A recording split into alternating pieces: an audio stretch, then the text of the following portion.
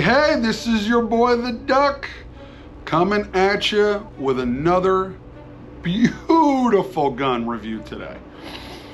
So today we are going to be talking about a very interesting, classy, but modern 1911. And that is the Nighthawk Firehawk. All right, now to the untrained eye, this might look like just another government length 1911. A little bit more beauty and more class put to it. But one of the biggest things that is different on this is that bad boy right there. That beautiful, big, chunky, fat compensator that is on the end of the barrel. Now watch this, it's beautiful. Look at that. It's actually integrated into the slide. All right, so again, when you let this slide forward, it just looks like it's part of the slide. That is awesome. So before we talk about this bad boy on how it shot, how it ran, let's go through the specs and get you in tune with that. So what do we got here? Well, we have a Nighthawk custom Firehawk, chambered in, you know it, 45. All right, because 45 is what 1911 should always be in, because that's the way God intended it. All right, this is government length. Obviously, just like every other Nighthawk, it's going to be a hand-fit frame to slide, to the parts, to everything. All right, all the parts are oversized. One gun, one gunsmith is their phrase that they run with, their motto, because every gun is just hand-filed and hand-blended, and it's beautiful. Obviously has that bull barrel with a big old single port compensator on the end of it, integrated into blend in with the slide. Very unique, very cool. Full black nitride finish. We did go with the blackout package on this that blacked out the trigger, the barrel, all that fun stuff, because again, just have it all blacked out just to me looks a little bit more classy. You know, on a classy gun like this, we had to go with the 14 karat gold bead front sight and the Heine Slant Pro rear sight. Does typically come with a single side safety. We did have it upgraded to the ambidextrous safety for you lefties out there. Comes with a beautiful mag well on it, beautifully blended. And then we finished it off with those gorgeous ebony Moonhawk grips. Those grips actually hit their website right before the gun shipped out. So we requested that they swap out the grips to those. Typically it comes with the older style rail scales that they do. But those ebony Moonhawk grips with the little stipple background on it just looks sharp. I mean, look at this thing. Just look at it. Look at those grips. They're just, oh, so beautiful, so beautiful. So it's a beautiful gun, but how did it shoot? Well, we'll show you some range footage and we'll show you how this thing shot. Enjoy. All right, this is your boy the Duck coming at you from Volusia Gun Club. Today we are doing the accuracy shooting on the beautiful, gorgeous Firehawk. So we're gonna do some 5-shot groups here, about 5 yards, whatever, and we'll see how we do. So check it out.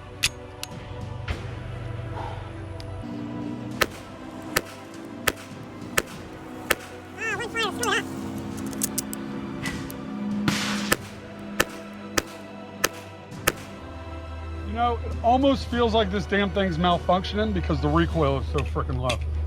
For a 45, oh, I love the recoil on this thing.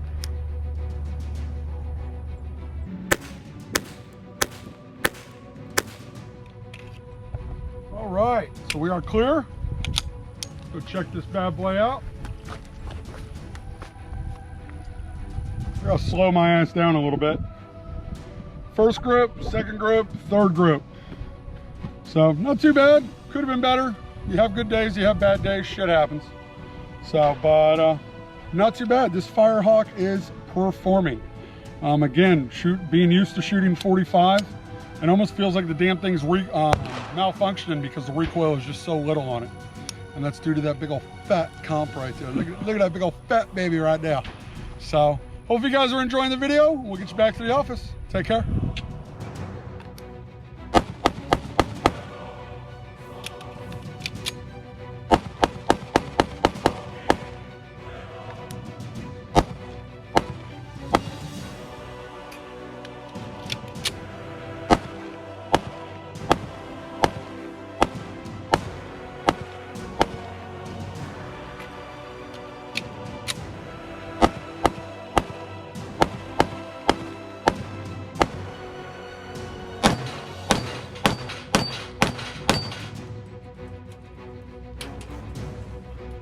say the Firehawk shooter, she's nice. So as you can see, this thing just shoots. And I cannot express enough, to me, just how beautiful, how gorgeous this gun is. I don't know why. There's just something about this gun, the classic look of it, and with those grips on it, the all blacked out look, it just, to me, this is a barbecue gun all day long. You know, in the 1911 world, they always talk about barbecue guns. You know, that's your showpiece. The gun you put in that custom leather holster at a barbecue. I guess it's an old Texas thing. I don't know, I'm a Florida boy. But reality of it is, if this isn't a barbecue gun, I don't know what the hell is. I mean, because it just looks classy. Has the French borders on it that kind of give it very interesting lines. Again, it looks great. I mean, I cannot stress enough how cool this gun looks. Now, with the comp, all right, again, that big chunky comp at the beginning, at the front of it there, obviously what's the concept of having a compensator? Well, it reduces recoil. So with that being said, we actually did a test at the range, testing the recoil reduction. We did a little bit of redneck science for you. So let's cut back to the range and let's show you how that ended up going.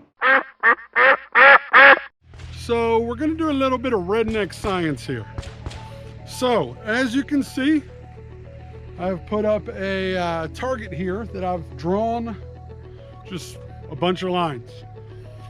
So what we're gonna do, I'm going to shoot my Nighthawk Firehawk, and we're gonna shoot it against with this as a backstop and kind of judge the recoil.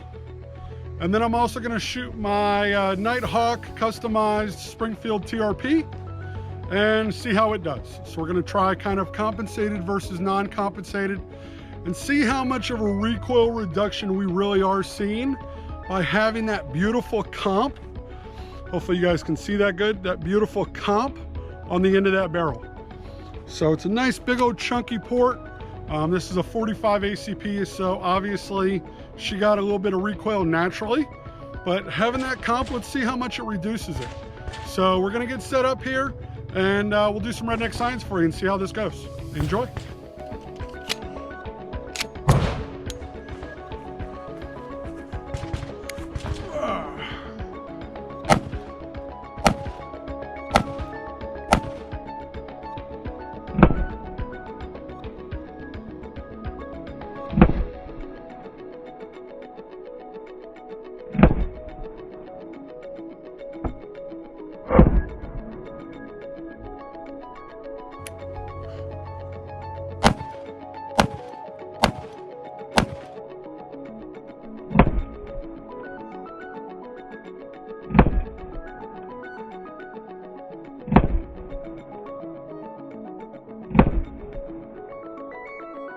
So I can tell you right now, just in feeling it, Firehawk definitely has less recoil.